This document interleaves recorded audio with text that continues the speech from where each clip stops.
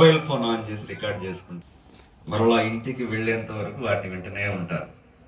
ఇంకొంచెం అర్థం కాకపోతే లోతైన విషయాలు అయితే మరొక 2-3 సార్లు విని మనసులో పెట్టుకోవడానికి ప్రయత్నం చేస్తారు.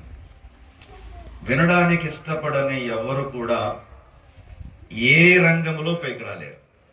అది ఏ రంగమైనా, విద్యా రంగమైనా, వ్యాపార రంగమైనా, సేవ అయినా, ఇంకోటైనా దేవుని వాక్యంలో ఒక 2-3 మాటలు ఉన్నాయి. ఏమన్నాయంటే చెవి యొగ్గి వినుడి అని ఉంటది. ఉందా? ఆ చెవి యొగ్గి వినడం అంటే అర్థం ఏంటంటే చెవి ఉంచి వినాలి. ఆ చెవి కోసుకుని అంటాం చూడండి. ఇలా చెప్తున్నప్పుడు చెవి యొగ్గి వింటాం. సహజంగా కొంతమందికి వినికిడి లోపం ఉంటుంది. వాళ్ళు ఏం చేస్తారు మనలా వినరు. చెవి ఎంత ఉంచి మా దగ్గర ఒక అంకుల్ పెద్ద ఆయన ఉన్నాడు. ఆడపోయి కూర్చుంటా స్పీకర్ దగ్గర చేయి పెడతాడు. ఆయన ఆనందంగా ఉన్నాడు. అర్థం ఏంటంటే వాక్యం బాగా అర్థం అవుతుందని. ఏదన్నా కొంచెం మిస్ అయిందా ఆయన ముఖంలో కళ తప్పుతుంది. అయ్యా ఈరోజు సరిగిన పడలేదు అయ్యా, బాధపడతా ఉంటాడు. వినది మొత్తం అప్పగిస్తాడు. మొదట ఆయన చదువురా, ఆయన వాక్యం అంటే భలే ఆసక్తి. కానీ చాలా మందికి 2 చెవులు బాగా ఉంటాయి కానీ వినరు. చెవి ఎక్కి వినడం అంటే చెవి వంచాలి. తర్వాత చెవులార వినాలి. చెవులారంటే 2 చెవులు ఇక్కడే పెట్టాలి. కొంతమంది ఐతుకులాగా ఒక చెవి ఇటు, ఒక చెవి అటు, ఒక కన్ను ఇటు, ఒక కన్ను అటు, అలా పెడితే ఉపయోగం లేదు. ఈ తీవ్రమైన ఎండల్లో కూడా మనము వాక్యం వినటానికి వచ్చాం కాబట్టి మనస్సు లగ్నం చేసి ఏకాగ్రత కలిగి చెవులు అప్పగించి వినాలి.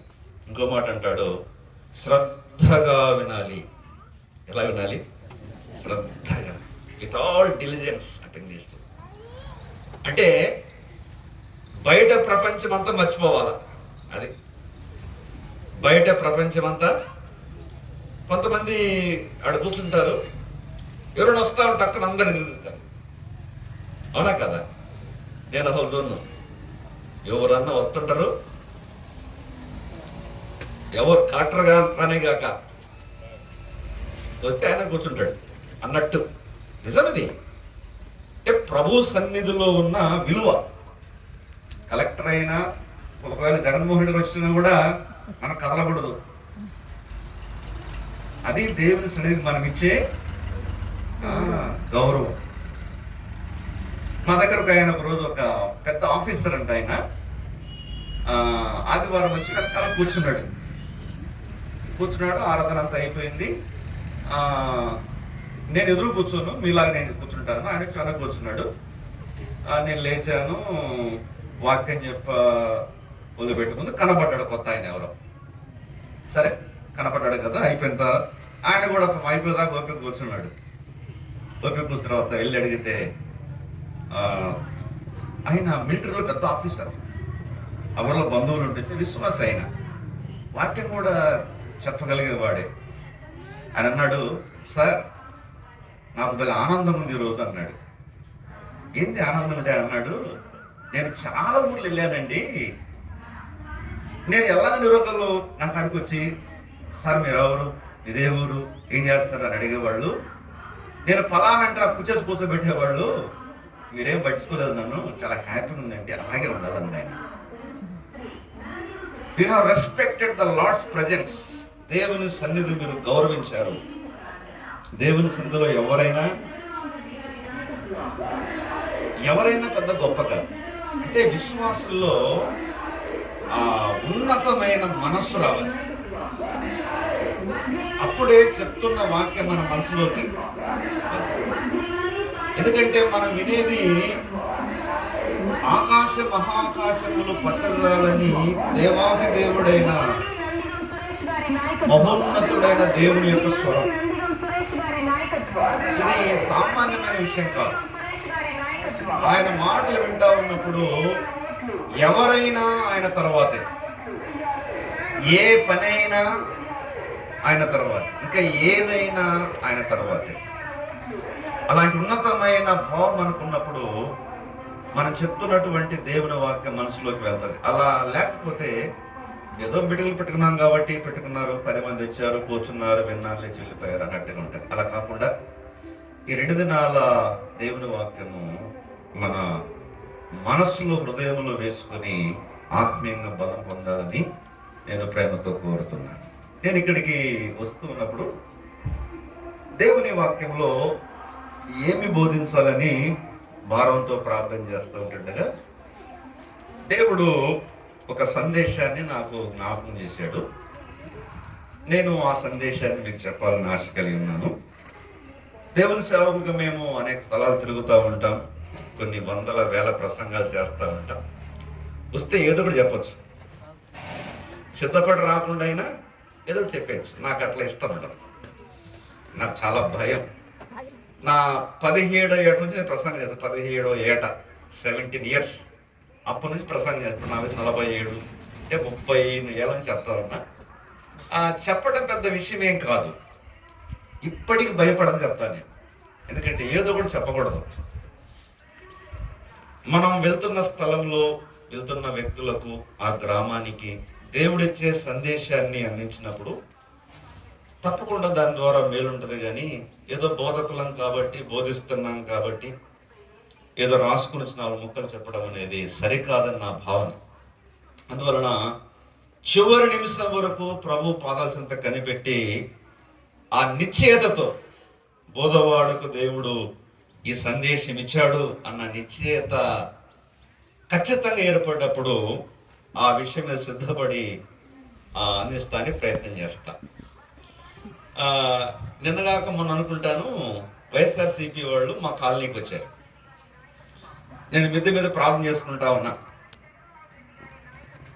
నన్ను పిలుస్తారో అనుకుని భయపడ్డా నేను, ఎందుకు కింద సొందరిని పడతా ఉంటే వాళ్ళు పిలిస్తే వెళ్ళకూడదు అనుకున్నా నేను. మొత్తం నన్ను పిలవలేదు. మా ఆవిడ పిల్లలు ఇంట్లో ఉంటే వాళ్ళకు ఒక పేపరు, తర్వాత చిన్న పాకెట్ క్యాలెండర్ మీకే ఇచ్చేవాడరేమో, తర్వాత ఇంకొక టేబుల్ క్యాలెండర్ అవన్నీ ఇచ్చేలేదు. నేనేం చూడలేదు.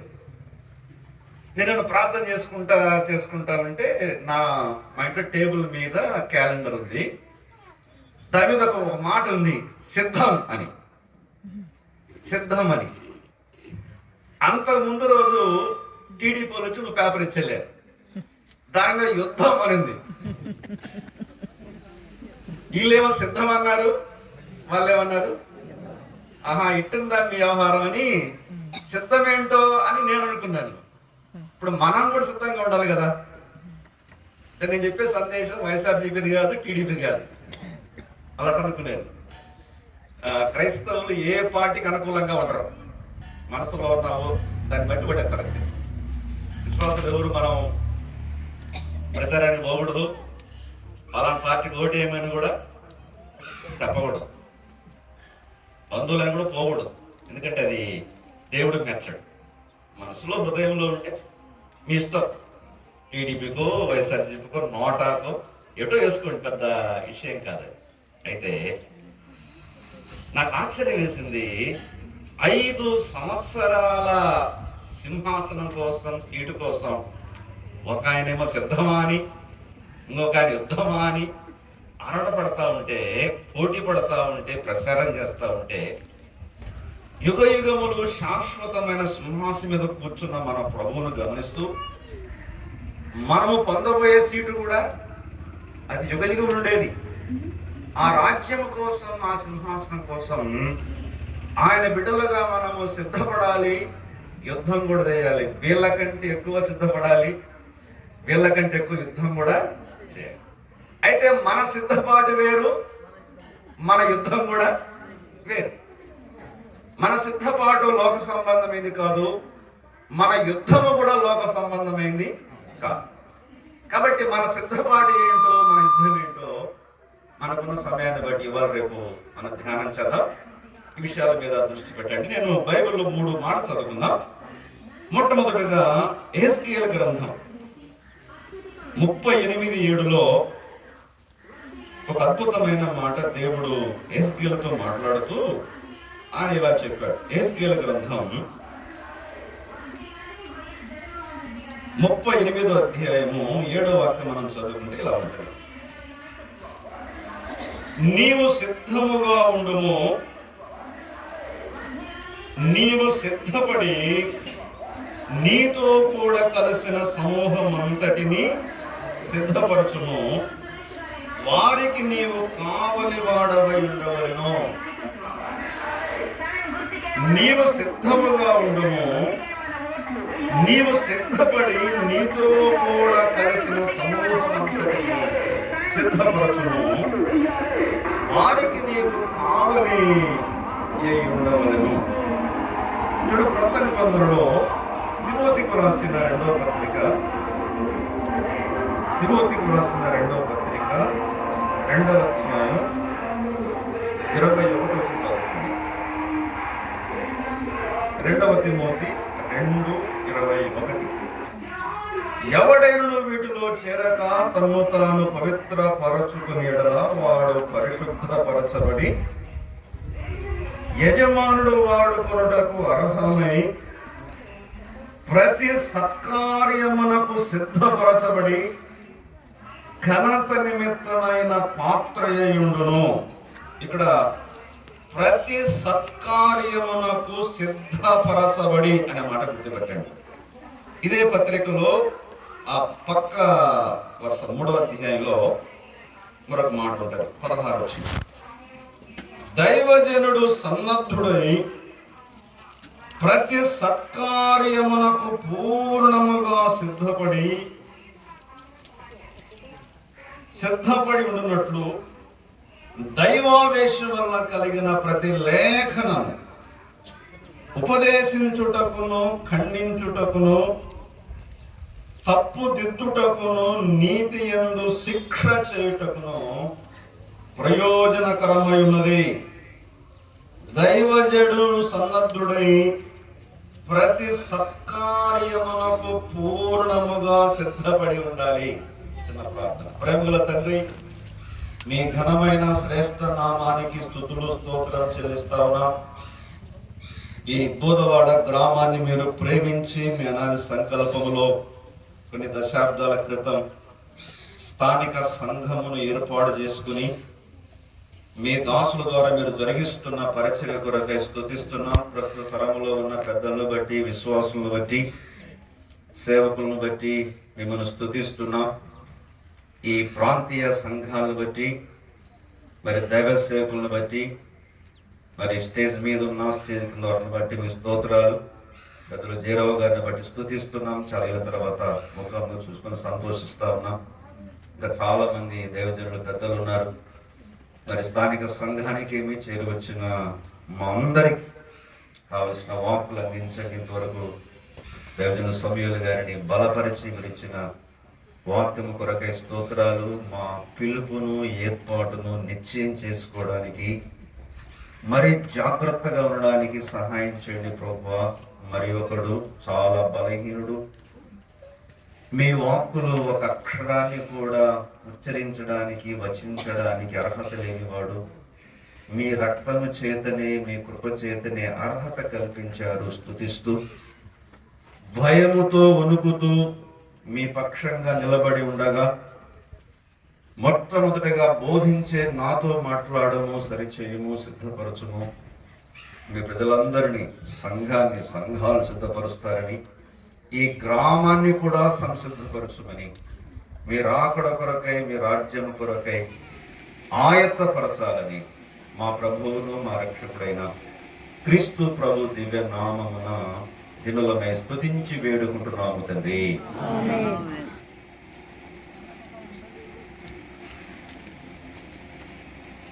ప్రభునందు ప్రియమైన సహోదరి సహోదరులారా, సిద్ధపాటు అనేది జీవితంలో చాలా ప్రాముఖ్యమైనది అని మనకు తెలుసు. ఏదైనా ఒక పని సమర్థవంతంగా జరగాలంటే, సక్సెస్ఫుల్గా విజయవంతం కావాలంటే సిద్ధపాటును బట్టే ఉంటుంది. ఈ మీటింగులు సవ్యంగా జరగాలంటే చాలా సిద్ధపాటు. అప్పటికప్పటికి హడావుడిగా చేసుకుంటే హడావుడిలో ఒకటి చెప్పి 2 చేస్తాం, డ్యామేజ్ ఎక్కువ జరుగుతుంది. కానీ ఒక ప్రణాళికతో ఒక వారం ముందు, 10 రోజుల ముందు ప్లేస్ శుభ్రం చేసుకోవడం కదా, టెంట్ మాట్లాడుకోవడం. ఇందాక అన్న అంటున్నాడు మాసీట బాగా రావడం లేదు, మీ ఇష్టమని వార్నింగ్ ఇచ్చాడు. అలా కొంచెం అలా తయారు వాళ్ళు కూడా. అంటే నేను సిద్ధపడనమాట, ముందుగా అన్ని చూసుకోవాలి జాగ్రత్తగా. వాళ్ళు కూడా చూసుకోవాలి, బాగా వస్తుందా రావడం లేదా చూసుకోవాలి.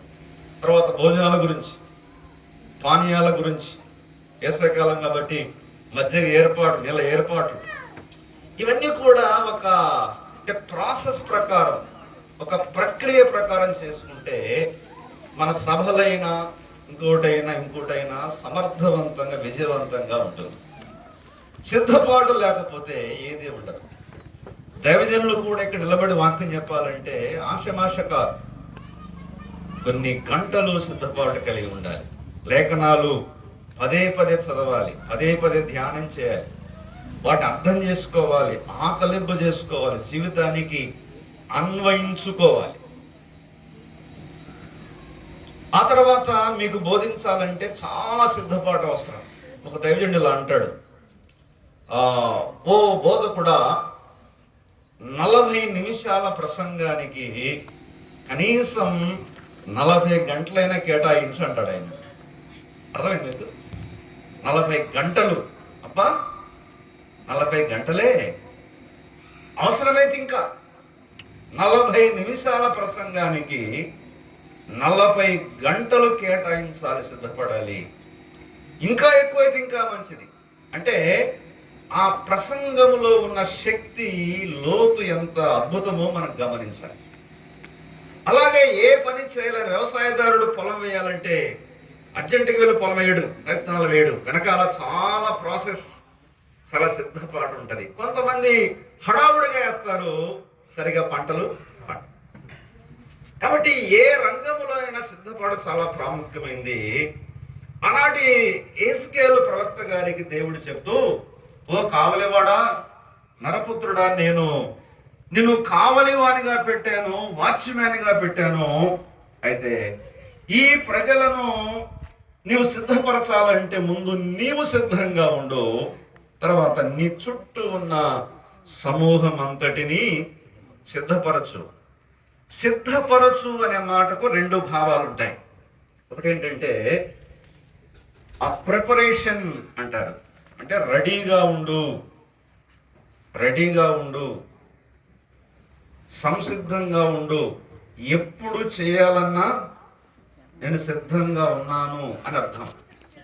తర్వాత సిద్ధంగా ఉండు అంటే అర్థం ఏంటంటే సిద్ధముగా ఉండటం అంటే పర్ఫెక్షన్. ఒక పని విషయంలో మనం పరిపూర్ణత సాధించాలి.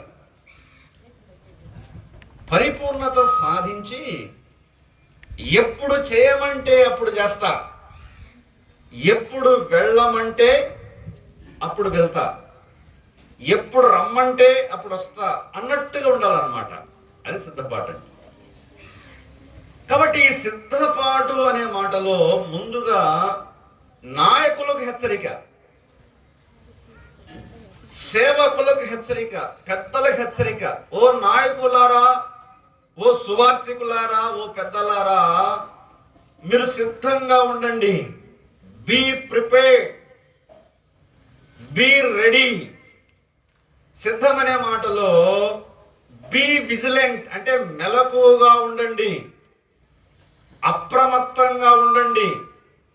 మీరు అప్రమత్తంగా ఉంటూ మెలకువగా ఉంటూ ఎవరైనా కొంచెం అన్రెడీగా ఉంటే, సిద్ధపడలేకపోతే వాళ్ళకు కూడా తట్టి మేల్కొలిపి ఆయత్తపరచండి, సిద్ధం చేయండి అని భావం. నాయకులు, పెద్దలు, సువార్థికులు నిద్రపోతా ఉంటే సిద్ధం లేకుంటే మిగతా వాళ్ళు మనం సిద్ధపరచలేం. కాబట్టి కుటుంబ యజమానులు, భార్యాభర్తలు, మీరు సిద్ధంగా ఉండి, అప్రమత్తంగా ఉండి, రెడీగా ఉండి మన బిడ్డలను, మన కుటుంబాన్ని సిద్ధపరచాలి. సంఘములో నాయకులు సిద్ధంగా ఉండి, మెలకువగా ఉండి, అప్రమత్తంగా ఉండి సంఘాన్ని సిద్ధపరచాలి.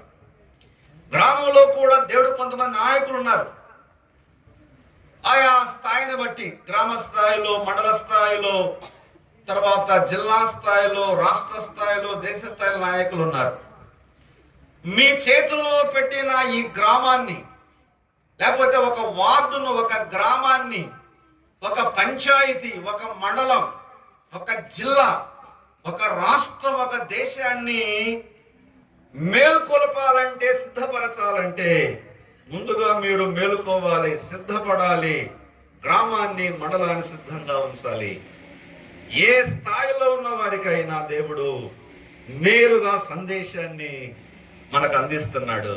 మనం మేల్కొందాం, మనం సిద్ధపడదాం. లోకాన్ని, ప్రపంచాన్ని, సంఘాన్ని సిద్ధపరుస్తాం.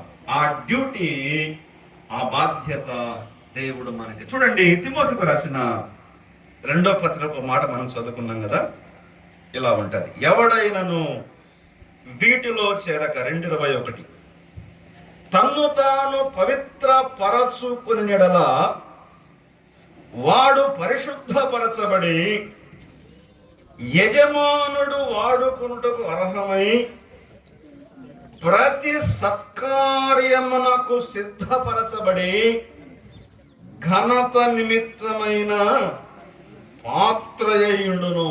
ఇదొక లోతైన వచనం. దీన్ని ఎన్ని రోజులైనా మనం ధ్యానం చేసుకోవచ్చు.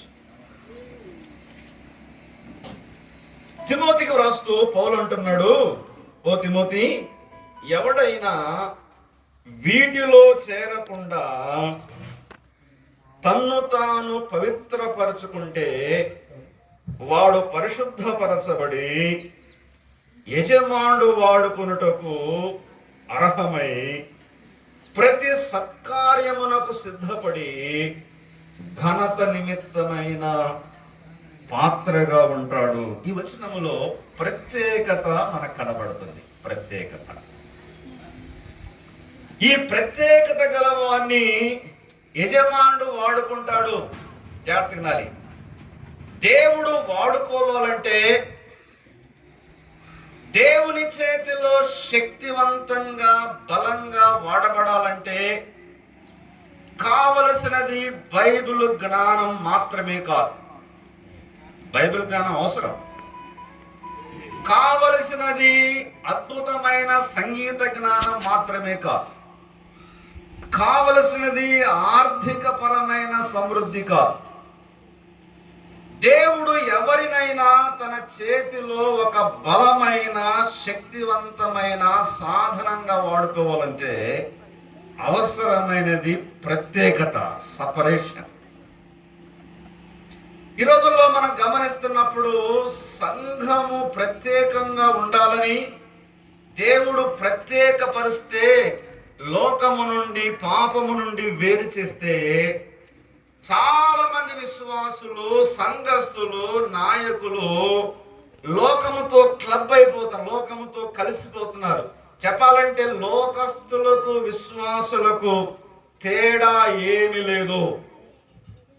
మేము ఒక పెళ్లికి వెళ్తాను అంటున్నాడు, ఏముందన్న తేడా ఇక్కడ? వేరే మతస్థుల మ్యారేజ్ల్లో ఒక బ్రాహ్మణుడు, ఒక ముస్లింలు, ఎవరో ఒక ఆయన ఉంటాడు, ఆయన జరిపిస్తాడు. కాకపోతే ఇక్కడ ఈ పెళ్లిలో పాస్టర్ గారు ఉన్నారు, అంతే తేడా. ఇక అన్ని మిగతా సేమ్ టు సేమ్. అది ప్రత్యేకత కాదు. అసలు సంఘము అనే మాటకు హిబ్రూ భాషలో ఎక్లేసియా అంటారు. అర్థం ఏంటంటే బయటకి పిలువబడిన వారి సమూహం, లేకపోతే బయటికి పిలువబడిన పరిశుద్ధ సమాజం, ప్రత్యేకించబడిన సమాజం. లోకములో నుండి, పాపములో నుండి, ఆచారాల్లో నుండి, సంప్రదాయాల్లో నుండి God has called out of them. మనల్ని పిలిచాడు, సపరేట్ చేశాడు, ప్రత్యేకపరిచాడు. మనము ప్రత్యేకించబడిన వారము. అసలు ప్రత్యేకత లేకుండా సంఘానికి, సమాజానికి పెద్ద తేడా ఏముండదు. కాబట్టి ఈ సమాజంలో ఉన్న, లేకపోతే ఈ కుడికలో ఉన్న ఎవరైనా దేవుని కోసం బ్రతకాలంటే, దేవుని చేతిలో వాడబడాలంటే, పరలోకమందున్న యజమానుడు వాడుకోవాలంటే మనము ప్రత్యేకమైన వ్యక్తులుగా బ్రతకాలి. పాపము నుండి లేక ప్రతి విధమైన అపవిత్రత నుండి వేరు చేయబడిన వారమై, నేను దేవుని బిడ్డను, పరిశుద్ధుడును, పరిశుద్ధురాలని ప్రత్యేకించబడిన జీవితం కలిగి ఉండాలి. ఆ కింద ఒక మాట చూడండి, ఎవడైనా వీటిలో చేరక తను తాను పవిత్రపరచుకునేలా వాడు పరిశుద్ధపరచబడి యజమానుడు వాడుకొనుటకు అర్హమై ప్రతి సత్కార్యమునకు సిద్ధపరచబడి ఘనత నిమిత్తమైన పాత్ర ఉంటాడు. ఇక్కడ విషయం ఏంటంటే, మీకు ఆర్డర్ చెప్తా. మీరు ప్రత్యేకంగా బ్రతుకుతే, నేను ప్రత్యేకంగా బ్రతుకుతే యజమానుడు వాడుకోవడానికి అర్హత సాధిస్తాను. అలా అర్హత సాధిస్తే సత్కార్యము చేయడానికి దేవుడే సిద్ధపరుస్తాడు.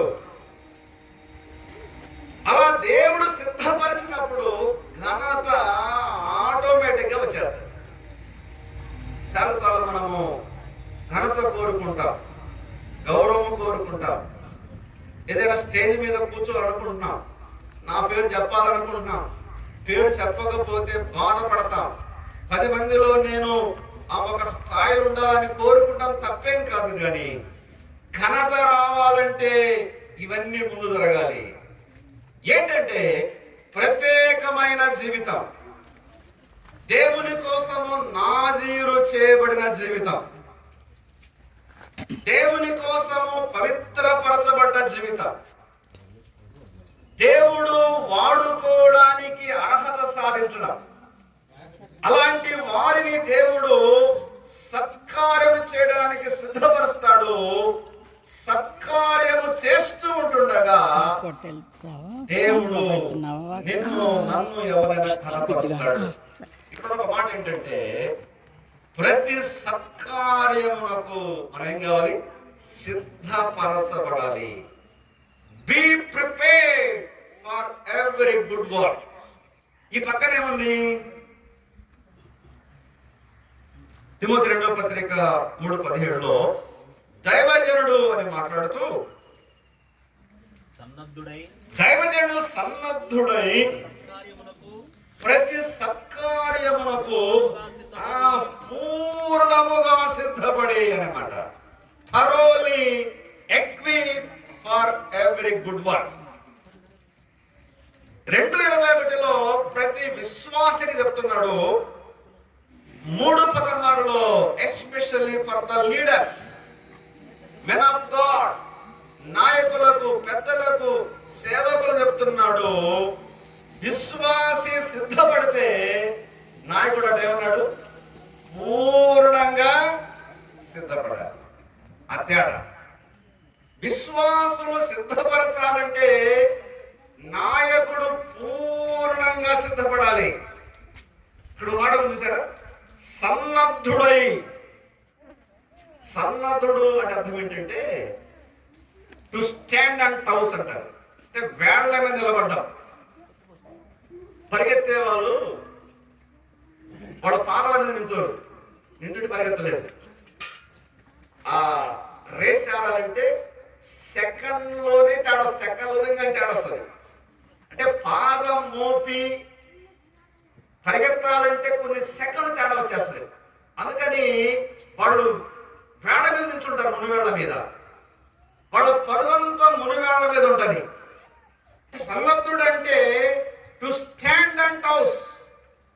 ఆ మునివేళ్ల మీద నిలబడి రెడీ 1 2 3 అనగానే ఏం చేయాలి? టైం. పాదం మీద నిలబడే వాడికి టైం పడుతుంది. కానీ వేళ్ల మీద నిల్చుంటే 1 సెకండ్ కంటే లోపలే మనము వేగంగా వెళ్ళిపోవచ్చు.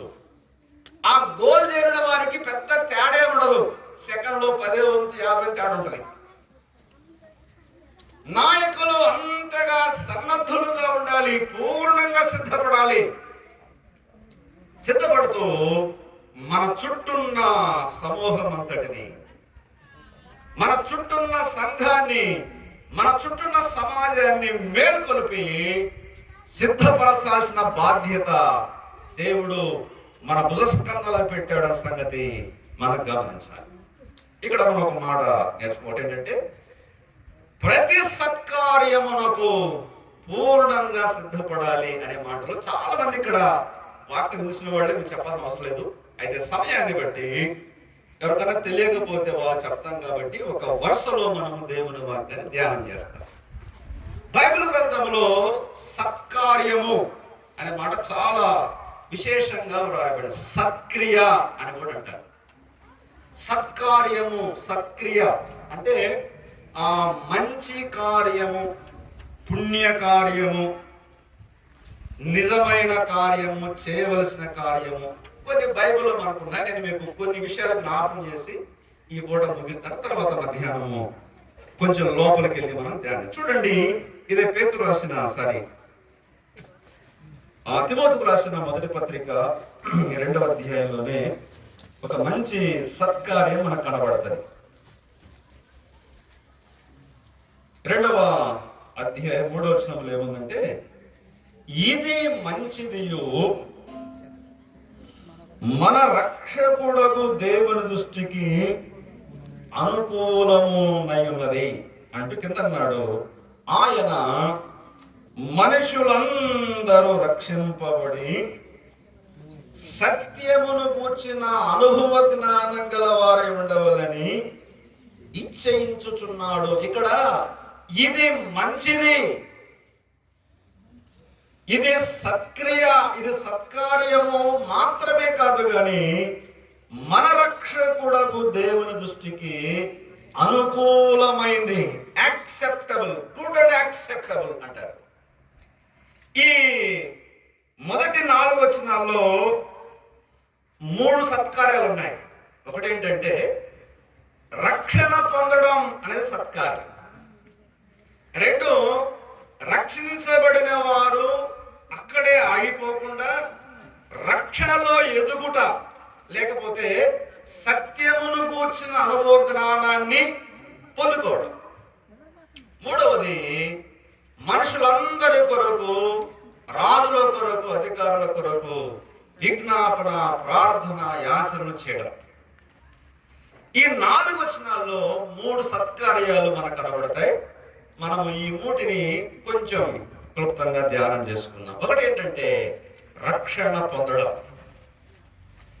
రక్షణ పొందడం అనేది ఇదొక మంచి కార్యం, సత్కార్యం, సత్క్రియ. ఈ సభలు ఏర్పాటు చేయడంలో 2 విషయాలు ఉన్నాయి. ఒకటి, బోధవాడ గ్రామములో ఉన్న ప్రజలందరూ రక్షణ పొందాలి. 2, రక్షణ పొందినటువంటి సంఘస్థులు, విశ్వాసులు ఆ సత్యమును గూర్చిన అనుభవ జ్ఞానం పొందుకోవాలి. ఈ 2 ఉద్దేశాలతోనే ఈ సభలు ఏర్పాటు చేయబడ్డాయి. అంతేగాని మత ప్రచారం చేయాలని కాదు. ఒక విడ్డూరమైన భయంకరమైన విషయం ఏంటంటే, నాకు తెలిసి నా 47 ఏళ్ల వయసులో కొన్ని వందల వేల మంది పాస్టర్లను కలిశాను, వాళ్ళ ప్రసంగాలను విన్నాను. కానీ ఏ ఒక్కరు కూడా ఓ హిందువులారా మతం మార్చుకోండి అని ఒక్కడు చెప్పలేదు. ఓ మహమ్మదీయులారా మతం మార్చుకోండి అని ఒక్కడు కూడా. ఎందుకు డర్టీ పాలిటిక్స్, లేస్తే మతం మారుతారంటారు. అసలు ఎవడన్నా అన్నాడా? ఎక్కడన్నా విన్నారా మీరు? నేను అంటాను, మతం మార్చేది మీరే. అసలు మాకు అన్యం పుణ్యం తెలియదే, అసలు ఆ పదమే మాకు తెలియదే, అసలు మా పని అది కాదే. పనికి మానవుడు ఏ మతంలో ఉంటేమి, ఏమంటే తాగుపోతుడు హిందూ మతంలో ఉంటేమి, ముస్లిం మతంలో ఉంటే దేంట్లో మనకేమైంది? వాడు దేంట్లో ఉన్నా పనికి మానవాడే. ఎవరైనా ఎప్పుడైనా చూడండి, టీవీల్లో కానీ రేడియోలో కానీ ఇలాంటి సభల్లో కానీ వ్యక్తిగతం కానీ ఏ విశ్వాసి అయినా, ఏ సేవకుడైనా ఎవరికి ఏం చెప్పినా, ఇలాంటి మైకుల్లో కేకలు వేసినా, మామూలుగా చెప్పినా మీ హిందూ మతం మంచిది కాదు, ఇస్లాం మతం మంచిది కాదు, మా మతం చాలా గొప్పది రండి అని నేనైతే లేదబ్బా. ఎవరంటే నిరూపిస్తే ₹1,00,000 పొందాం. 1,00,000 అంటే కేజీ నేను కూడా కాదు. దయచేసి ఆ పదం మానుకోండి. అసలు మీరు ఏ మతం అంటే మాకేం? బైబిల్ చెప్పే విషయం ఏంటంటే రక్షణ పొందండి అని బోధిస్తున్నాం.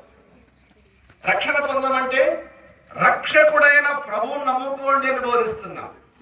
రక్షకుడు అంటే యేసు ప్రభు వారి నోట ఎప్పుడు కూడా మా మతంలో జారండి అని చెప్పలేదు. యేసు ప్రభు వారి అపోస్తలులు కూడా ఎప్పుడు ఆ పదాన్ని ఒకసారి యేసయ్య అన్నాడు, ఒకరి మీ మతంలో కడుపుకోవడానికి ఓ శాస్త్ర పరిచయలారా భూమిని ఆకాశాన్ని చుట్టొస్తున్నారా బాబు, వాడు మీ మతంలో చేరితే మీకన్నా ఘోరమైన పాప అయిపోతాడు, మీరు మోక్షానికి పోరు, పోయేవాడిని కూడా. మతం మారడం ద్వారా ఎవరికి ఉపయోగం లేదు. డబ్బులు ఇచ్చి లేకపోతే రూకలు ఇచ్చి బట్టలు ఇచ్చి బియ్యం ఇచ్చి ఎవరు మార్చరు. మాట చెప్పనా, క్రైస్తవులు ప్రేమ గలవారు కాబట్టి, జాలి గలవారు కాబట్టి వాళ్ళ చెమటోడు సంబంధ డబ్బులో కొంత డబ్బు దాచుకుని దిక్కులేని వారికి పేదవారికి బియ్యము డబ్బులు బట్టలు ఇస్తున్నారు కానీ మతం మార్చడం కోసం కాదని కడు తెరవాలి. ఎవరికి అసలు ఆ అవసరం లేదు.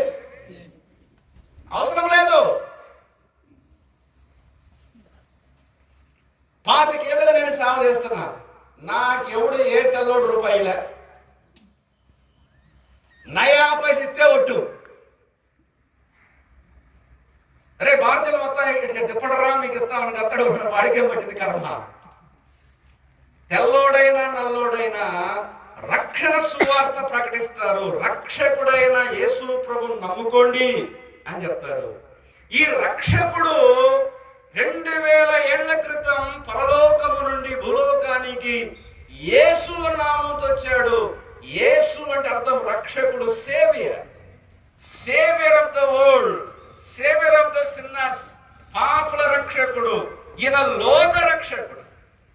నశించిపోతున్న మానవాళిని వెదకి రక్షించడానికి వచ్చాడు.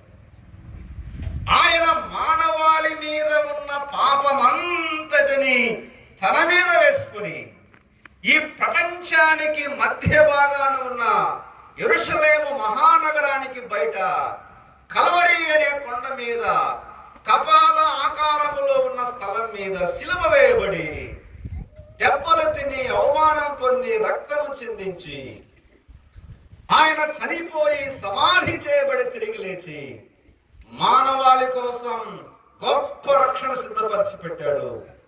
ఆ యేసు ప్రభునందు విశ్వాసం ఉంచిన వారికి రక్షణ దొరుకుద్ది. రక్షణ అంటే శిక్ష తప్పించుకోవడం. ఏంటి ఆ శిక్ష అంటే మరణము నుండి, పాపము ద్వారా వచ్చే నరకాగ్ని నుండి. పాపాదవశ్యం మరణం ప్రయాతి, పాపాదవశ్యం నరకం ప్రయాతి అంటారు. మనకు తెలిసినా తెలియకపోయినా జగమెరిగిన సత్యం ఏంటంటే మనం చేసే ప్రతి తప్పు పనికి, ప్రతి పుణ్యకార్యానికి మనకు ప్రతిఫలం ఉందని నమ్ముతామా లేదా? దానికి చదువు అక్కరలే, దానికి వేదాంతం అక్కరలే. మనం ఒక పని చేసామంటే ఆ పనికి తప్పకుండా ప్రతిఫలం ఉంటుంది.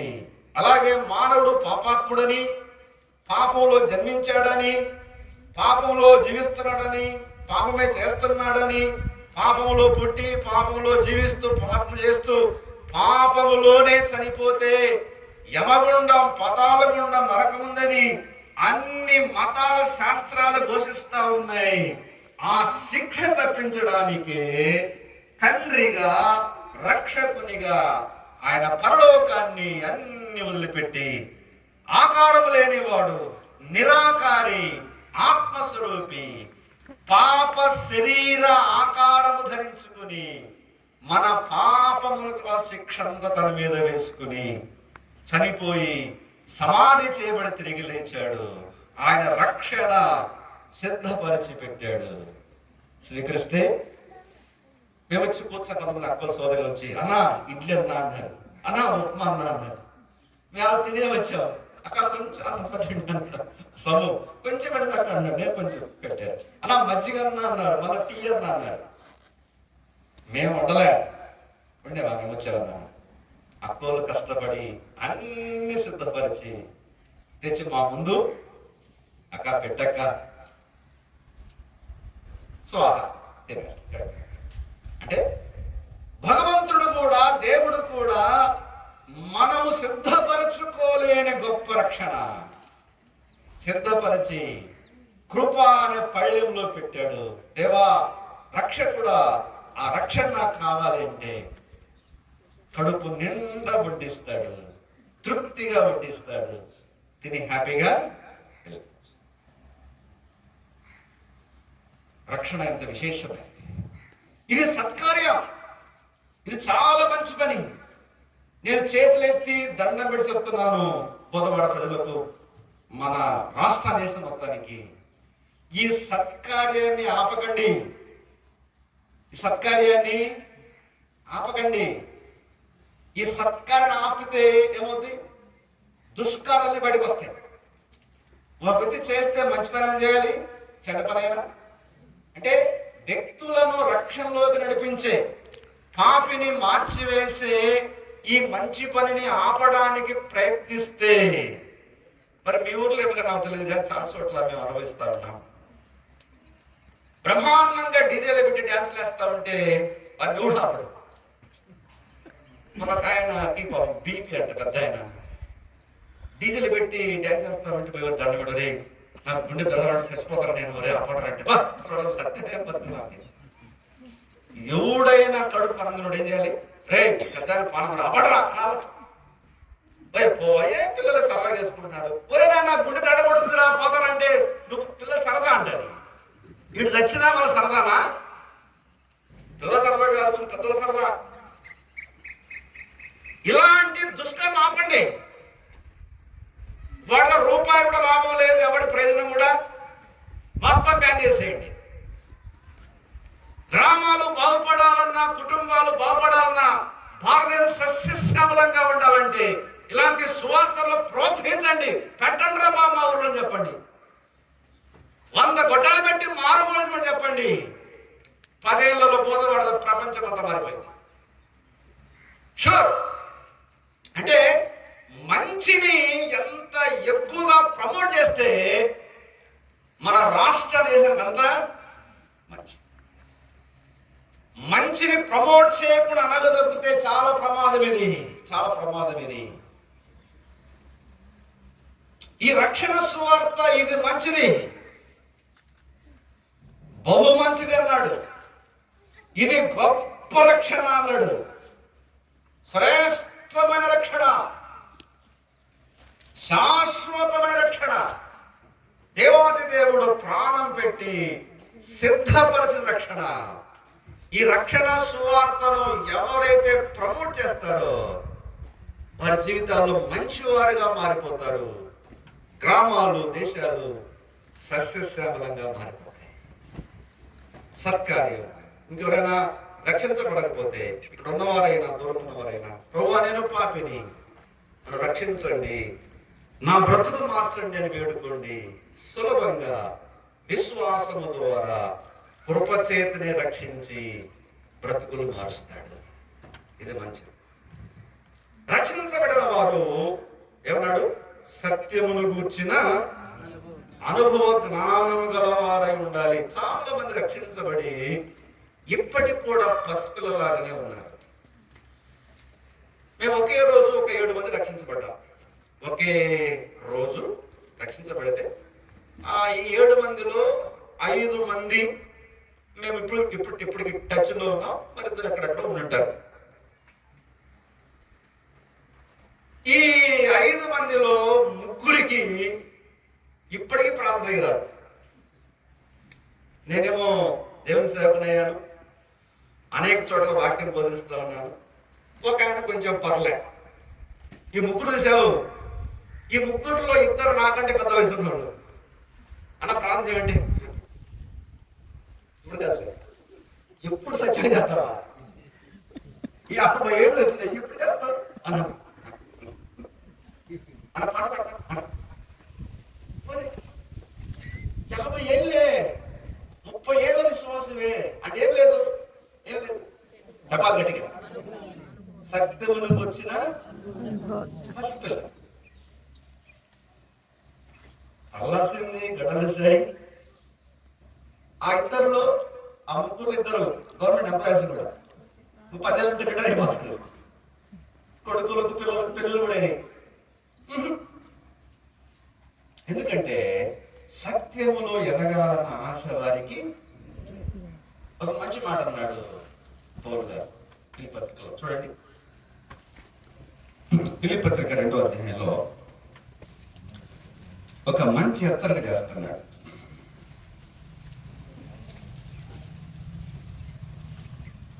12వ వచనం చదువుతున్నాం. కాగా నా ప్రియులారా, మీరెల్లప్పుడూ విధేయులైన ప్రకారము నేను మీతో లేని ఈ కాలమందును భయముతోను వణకుతోను మీ సొంత రక్షణను కొనసాగించుకోండి. ఇంగ్లీష్ లో work out, carry on your own salvation. పేతురు భక్తుడు అన్నాడు, రక్షణ విషయములో ఎదగండి. Grow in the experience of salvation. రక్షణలో మీరు ఎదగండి అంటూ నిర్మలమైన వాక్యం అనే పాలను అపేక్షించండి. రక్షణలో ఎదగాలంటే ఏం చేయాలి? ఏం చేయాలి?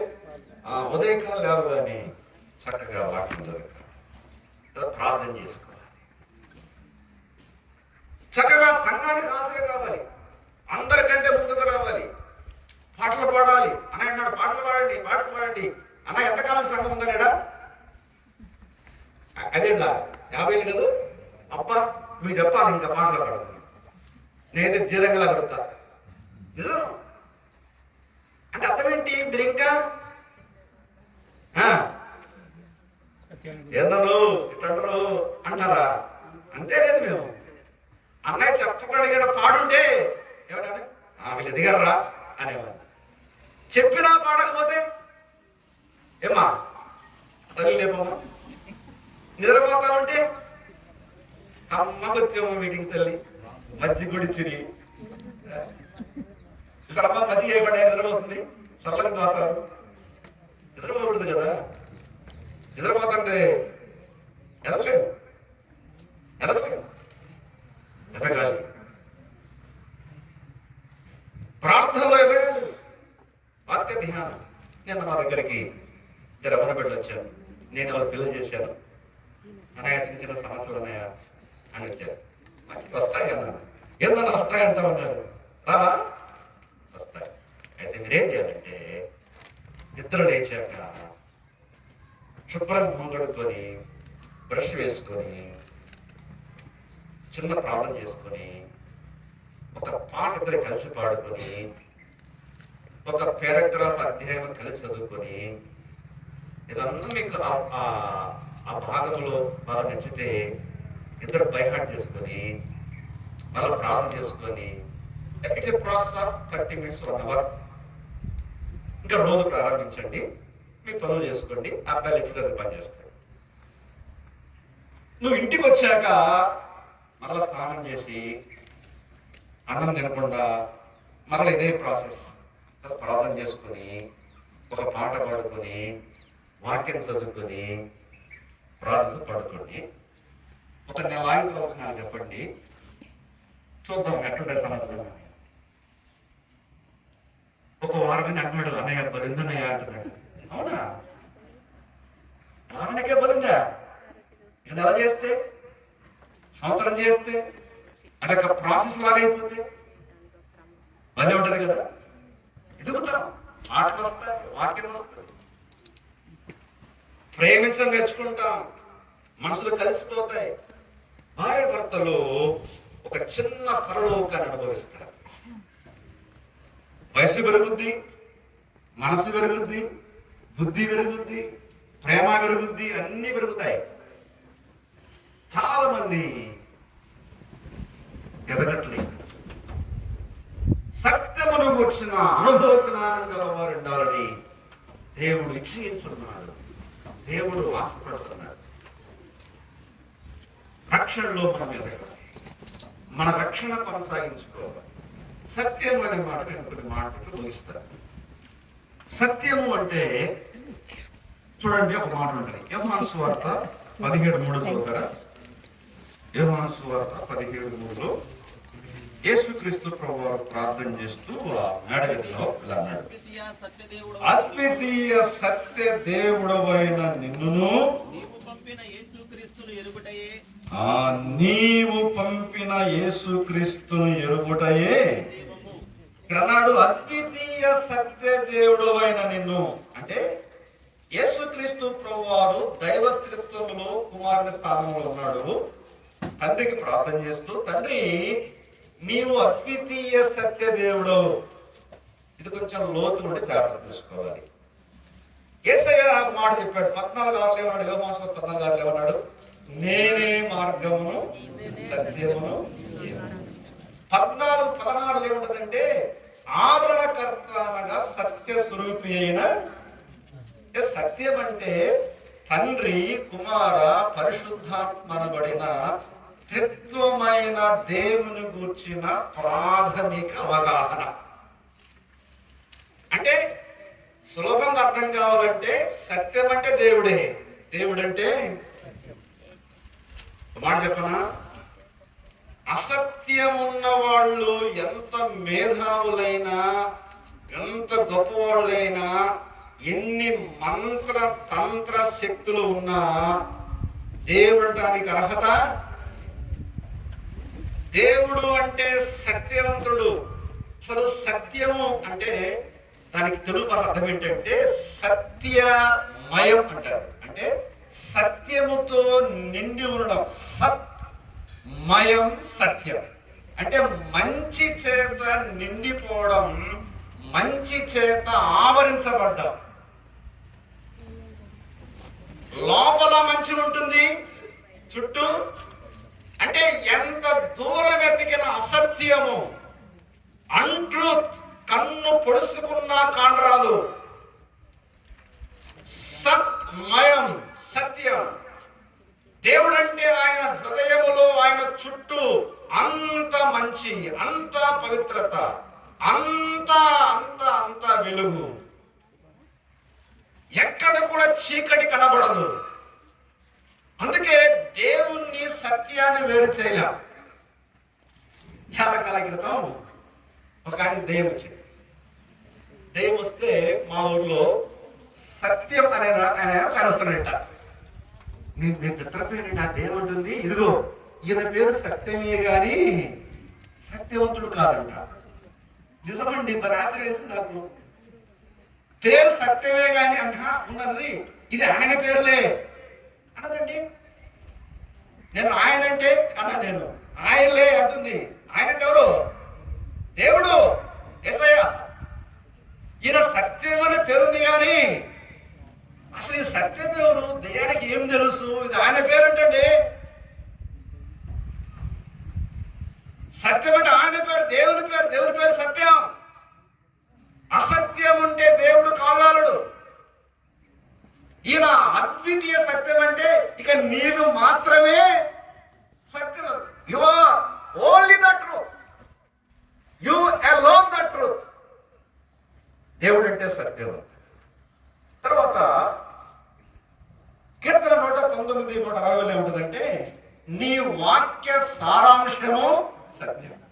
ఇక్కడ యోహాను సువార్త 17:17 కూడా ఉంది, సత్యమందు వారి ప్రతిష్ఠ చేయము, నీ వాక్యమే, thy word is truth itself అంటున్నారు. అంటే నీ వాక్యమే సత్యం. ఎవడోయ్ బైబిల్ గ్రంథం సత్యం. బైబిల్ గ్రంథమే సత్యం. కొంతమందికి బాధ రావచ్చు, బాధపడకండి. సత్యంలో కొంతమంది మధ్య అవివేకస్తులు అంటారు, బైబిల్ చదువుతారంట, కొన్ని తప్పులైన ఉన్నాయంట, అవి భార్యాభర్తలు అన్నదమ్ములు అక్కడ కూర్చొని చదువుకోలేరని కొంతమంది మూర్ఖత్వం చదువుతున్నారు. అంటే బైబిల్ ఏం చెప్తుంటే తప్పును తప్పు అని చెప్తుంది, రైట్ రైట్ అని చెప్తుంది. కొంతమంది కొన్ని తప్పులు చేస్తే ఇలా చేశారని చెప్పింది కానీ దాన్ని సమర్థించలే. సత్య గ్రంథం బైబిల్ సత్య గ్రంథం సత్య గ్రంథం. తర్వాత మూడవది ఇక్కడ చూడండి, తిమోతి మొదటి పత్రిక 3:15 ఏమంటుందంటే 3:15 అయినను ఆ, నేను ఆలస్యము చేసిన యెడల ఆ, దేవుని మందిరములో ఆ, అనగా ఆ, జీవము గల దేవుని సంఘంలో ఆ, జనులు ఎలాగూ ప్రవర్తింపవలనో ఆ. అది నీకు తెలియవలనని నీకు వ్రాయిచున్నాను. ఆ సంఘము సత్యమునకు స్తంభమును సత్యమునకు స్తంభమును అయ్యున్నది. ఆధారం. సంఘం సత్యం, pillar of the truth, foundation of the truth. సంఘం అనేది సత్యానికి స్తంభం, ఆధారం. అంటే రక్షించబడిన వారు అసలు దేవుడు అంటే ఏంటి, ఆయన గుణగణాలు ఏంటి, ఆయన వాక్యం అంటే ఏంటి, ఆయన సంఘం అంటే ఏంటి, ఏం చేయాలి అనుభవం. కొంతమంది అంటారు ఏదైనా చర్చే కాదు, ఇంకా ఇదేం చర్చ, చర్చ అంటారు ఎవరన్నా, సిలువ లేదు, పాడు లేదు, ఏమి లేదు. బట్టలు చర్చ మన చర్చ అనుకుంటాం కానీ సిలువ అంటే చర్చి. బైబిల్ చెప్తే సిలువ ఉండకూడదని అర్థమైందా? అంటే క్రైస్తవానికి సింబల్ ఏమి, యేసుప్రభు బొమ్మ ఉండదు, సిలువ ఉండదు, ఏముండదు, మరి అసలు ఏముండదు. ఇది సత్యానికి స్తంభం, ఆధారం. విశ్వాసులు ఏళ్ళు గడిచే కొద్దీ సత్కార్యం సిద్ధపడటం అంటే ఈ సద్విషయాలు మనం తెలుసుకోవాలి. దేవుడు అంటే ఏంటి, త్రిత్వం అంటే ఏంటి, ఆయన వాక్యం అంటే ఏంటి, వాక్యం ఉన్న పరిశుద్ధత, వాక్యం లోతు, ఈ వాక్యం ఎట్లా నిజమైంది, రుజువైంది తెలుసుకోవాలి. సంఘం ఎంత శ్రేష్టమైంది, అసలు నిజమైన సంఘం అంటే ఏంటి, నకిలీ సంఘం అంటే ఏంటి, ఇవన్నీ విశ్వాసులు తెలుసుకున్నప్పుడు అప్పుడు వారు సిద్ధపడతారు, రాకడ కోసం సిద్ధపడతారు, అనేకులు సిద్ధపరుస్తారు. కాబట్టి నరపుత్రుడా, కావలివాడా, నీవు సిద్ధపడము, నీ చుట్టూ ఉన్న సమాజాన్ని సిద్ధపరచు. దేవుని బిడ్డలు, నాయకులు, దైవజనులు సత్కార్యమునకు సిద్ధపరచబడి సన్నద్ధులై పూర్ణంగా సిద్ధపడి మన చుట్టూ ఉన్న సమాజాన్ని సిద్ధపరచాలి. ఆ బాధ్యత మంది. ఆ దిశగా మనం ముందు సాగి వెళ్దాం. దేవుడి మాటలు మన కొరకు దీవించుగాక. ఆమేన్.